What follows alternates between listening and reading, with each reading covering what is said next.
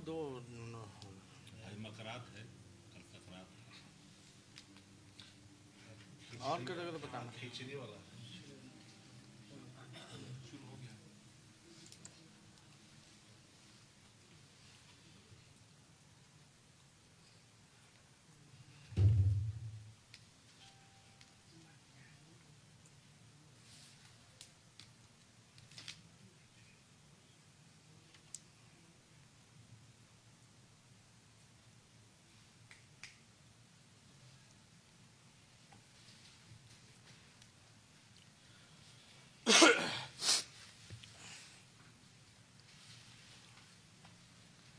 नमस्कार सभी फेसबुक पे लाइव हमारे जुड़े साथियों को सबसे पहले मकर संक्रांति के अवसर पर आप सभी लोगों को शुभकामनाएं देते हैं। कल सभी लोगों ने मकर संक्रांति मनाने का काम किया और अभी आप लोगों के बीच हम सब लोग आप लोगों के बीच आए हैं ताकि आप लोगों से बात कर सकें, अपनी बातों को रखें। 72 घंटे हो गए हैं, अब तक रुपेश सिंह हत्याकांड के अपराधी जो हैं वो पकड़े नहीं गए, कोई सुराग नहीं मिला है, कोई कार्रवाई नहीं हो रही है। आज आप लोगों ने देखा होगा कि माननीय मुख्यमंत्री जी से जब पत्रकारों ने सवाल पूछा कि बिहार में अपराध क्यों बढ़ते जा रहे हैं, तो मुख्यमंत्री गुस्से में लाल, बौखलाए हुए, और ऐसा लग रहा था उनके पास कोई जवाब नहीं है कि लगातार बिहार में अपराध क्यों बढ़ता जा रहा है। चुनाव भर जंगल राज चिल्लाते रहे, लेकिन वाकई में आज बिहार में महाजंगल राज आ गया है। और इसके महाराजा कौन है, हम पूछना चाहते हैं। बिहार के लोग भय में अपना जीवन काट रहे हैं। एक बुरा वक्त कोरोना काल का चल रहा है, लोगों के रोजी रोटी पर आफत है, किसान बदहाल है, नौजवान बेरोजगार है, संविदा कर्मी परेशान है, सरकारी कर्मचारी परेशान है, व्यवसायिकों में हाहाकार मचा हुआ है। कोई जात के भाई हो, कोई वर्ग के हो, कोई धर्म के हो, आज सब लोग इस डबल इंजन एनडीए सरकार से खफा है, परेशान है। इन्होंने बिहार को पूरी तरीके से बदहाल बना दिया। अपराध की अगर हम लोग जिक्र करें तो बिहार में ये कोई पहली घटना नहीं है। यहां अपराधी बेखौफ घूम रहे हैं। अब तो अपराधी घर पहुंच करके AK-47 चला करके हत्या कर रहे हैं, हमारी बहनों के साथ रेप कर रहे हैं, जिंदा जला रहे हैं घरों में घुस करके।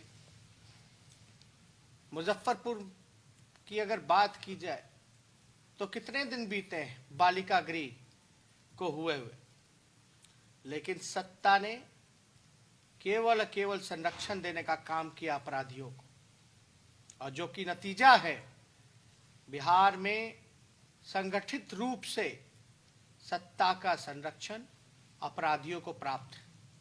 यही एक मुख्य वजह है जिसके वजह से बिहार में अपराधी बहनों के साथ रेप किया गया, उसके घर में जाकर के जिंदा जला दिया गया और कहीं गाड़ दिया गया था उसके लाश को। आज वो लाश बरामद हुई, लेकिन ठीक उससे पहले मधुबनी की जिक्र करें तो एक बहरी गूंगी बच्ची के साथ रेप होता है और रेप करने के बाद दोनों आंखें निकाल लिए जाते हैं। आप समझ सकते हैं ऐसे ऐसे अपराध हो रहे हैं बिहार में जो कि हम लोगों की कल्पना के परे था। अजीबो गरीब घटनाएं आपके बिहार में हो रहा है और सत्ता में बैठे हुए लोग, चोर दरवाजा से आए हुए जो सरकार है, सत्ता के नशे में कुर्सी बचाने के सत्ता के लोभी लोग सिर्फ अपनी चिंता कर रहे हैं, बिहार की नहीं। इसलिए आप सब लोगों के बीच हम कहना चाहते हैं कि ये सरकार बिहार के लिए 16 साल से जो एनडीए की चल रही है, ये अभिशाप के रूप में है। और अद्भुत है कि बीजेपी के लोग सवाल पूछ रहे हैं, वो बीजेपी के लोग जिनके दो दो उप मुख्यमंत्री हैं। बिहार ने कभी दो उप मुख्यमंत्री एक साथ एक पार्टी का नहीं देखा। एक ही पार्टी के दो दो उप मुख्यमंत्री मंत्री आज वो सवाल पूछ रहे हैं। शर्म आनी चाहिए उन्हें। वो सत्ता में भागीदार बड़े भाई के रूप में है और सवाल किससे पूछ रहे हैं? मुख्यमंत्री प्रेस विज्ञप्ति दे रहे हैं, प्रेस रिलीज जारी कर रहे हैं, उसमें गुहार लगाने कि अपराधियों को पकड़ा जाए। पकड़ेगा कौन? 16 साल से मुख्यमंत्री आप, गृह मंत्रालय आपके पास, बीजेपी के मंत्री संतरी सारे कुछ, लेकिन अपराधी पकड़े नहीं जाते। इसलिए आप सब लोग, जो मौजूदा सरकार है, इन सब को आप लोग सच्चाई सब लोगों को उजागर करना पड़ेगा। सरकार से सवाल पूछना पड़ेगा, सरकार को बाध्य करना पड़ेगा कि वो जवाब दे आखिर बिहार में इतनी घटनाएं क्यों हो रही। और इनकी चालाकी देखिए, इनको पता है भाजपा वाले लोगों को, नीतीश कुमार जी की जो सी ग्रेड की पार्टी है उनको, कि बिहार में इतनी घटनाएं हो रही हैं।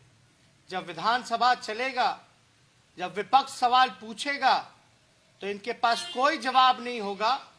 इसलिए ये विधानसभा सत्र को, जो बजट सेशन होता है 1.5 महीने का, उसको ये लोग चाहते हैं कि 2-3 दिनों में खत्म कर दिया जाए। मात्र 2 से 3 दिनों में खत्म कर दिया जाए। यह अद्भुत है, हम लोगों ने कभी ऐसा नहीं देखा था।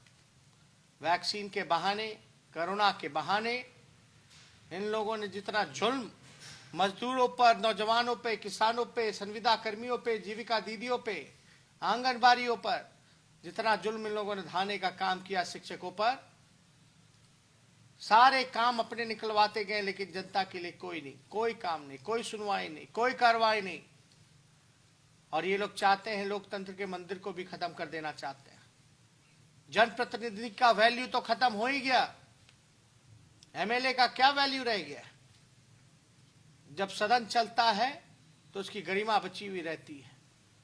वो अपने विधानसभा क्षेत्र को लेकर के सवाल पूछता है, और ये विधानसभा जब तक सत्र चलता है तब तक जितने अधिकारी हैं वो डरे रहते हैं, समय रहते हैं।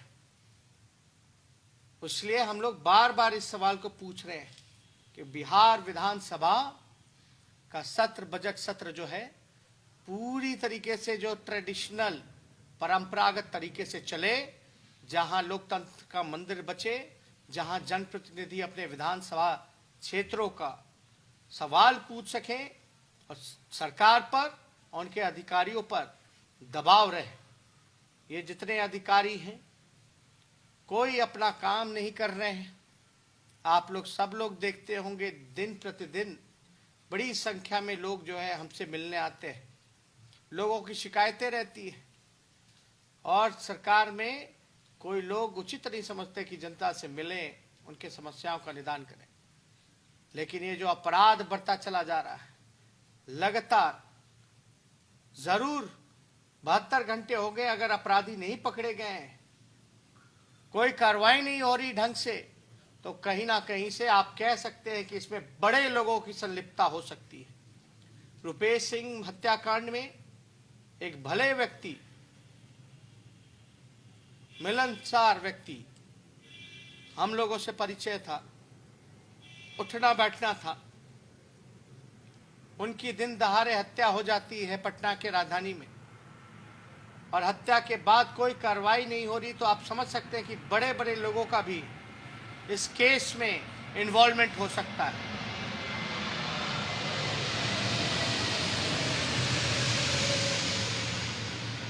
अभी कुछ लोग चर्चा कर रहे थे कि हो सकता है कि इसमें बड़े बड़े नाम आए, हो सकता है बड़े अधिकारियों के नाम आए, हो सकता है इसमें नीतीश कुमार जी के चहेते मंत्रियों का भी नाम आ सकता है इस घटना को अंजाम देने में। जो चर्चाएं चल रही हैं, हम लोग तो यही चाहते हैं कि निष्पक्ष जांच हो, जल्द से जल्द हत्यारा पकड़ा जाए। हमने एक वीडियो देखा जिसमें उनके 4 साल के बेटे रुपेश जी के ये कह रहे थे कि उनको बिहार पुलिस पे कोई भरोसा नहीं है, सीबीआई जांच होनी चाहिए। हम लोग पूरी तरीके से चाहते हैं कि उच्च स्तरीय जांच हो, सीबीआई को दिया जाए, साथ ही साथ कोर्ट मॉनिटर द्वारा जांच हो ताकि निष्पक्ष जांच हो सके। और सरकार में आज नीतीश जी ने जैसे आपा खोया है, जो झुलझुलाहट हम लोगों ने देखी है, आपको याद होगा चुनाव में हम हमेशा कहते थे नीतीश कुमार जी थक चुके हैं, उनसे बिहार संभल नहीं रहा है। आज वही स्थिति है। गृह मंत्रालय है उनके पास, पूरा पुलिस महकमा है उनके पास, मुख्यमंत्री हैं, बीजेपी के 2 उप मुख्यमंत्री हैं। ये लोग कहां हैं आज? क्यों अपराध बढ़ रहा है? उसलिए ज्यादा कुछ ना कहते हुए, आज जो माहौल पूरे बिहार में बना हुआ है वो आप सब लोग जानते हैं। हर 2-3 घंटे पे मर्डर, हत्या, लूट, अपहरण। इससे पहले भी खेमका मर्डर केस में हाजीपुर में जो हुआ था, उसका कोई अपराधी अब तक नहीं पकड़ा गया।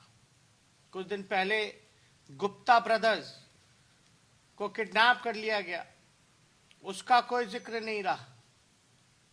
और गांव देहात की बात तो छोड़िए, शहरों में इतने बड़े बड़े कांड हो रहे हैं, हर जगह बहाली में धांधली हो रही है। ये लोग समीक्षा बैठक नहीं, भिक्षा बैठक करते हैं, केवल पैसा का लेन देन, ट्रांसफर पोस्टिंग होता है, लेकिन कार्रवाई कुछ नहीं होता। आरसीपी टैक्स होता है। इसलिए हम सब लोग, जो चोर दरवाजे से आई हुई सरकार है, इसको सबक सिखाने की हम लोगों ने पहले भी मांग की थी कि विधानसभा का सत्र जो है ट्रेडिशनल वे में जो 1.5 महीना चलता है वो चलना चाहिए, और अगर 1.5 महीने से कम अगर चलेगा तो इसमें मुख्यमंत्री के आवास का, उप मुख्यमंत्री के आवास का हम लोग घेराव करने का काम करेंगे, जवाब मांगेंगे, जवाब देने के लिए बाधित करेंगे। इसमें आपके भाई, आपका बेटा को आपका आशीर्वाद और आपका समर्थन चाहिए। और मुझे पूर्ण विश्वास है जिस प्रकार से आप लोगों ने हमेशा मेरे ऊपर आशीर्वाद, प्यार और समर्थन देने का काम किया है, आगे भी ये मजबूती हमको मिलेगा जब आपका प्यार, समर्थन हमको मिलेगा। मजबूत इरादों के साथ जो निकम्मी सरकार है, इसको सबक सिखाने के लिए हम सब लोगों को एकजुट होना पड़ेगा और हल्ला बोलना पड़ेगा।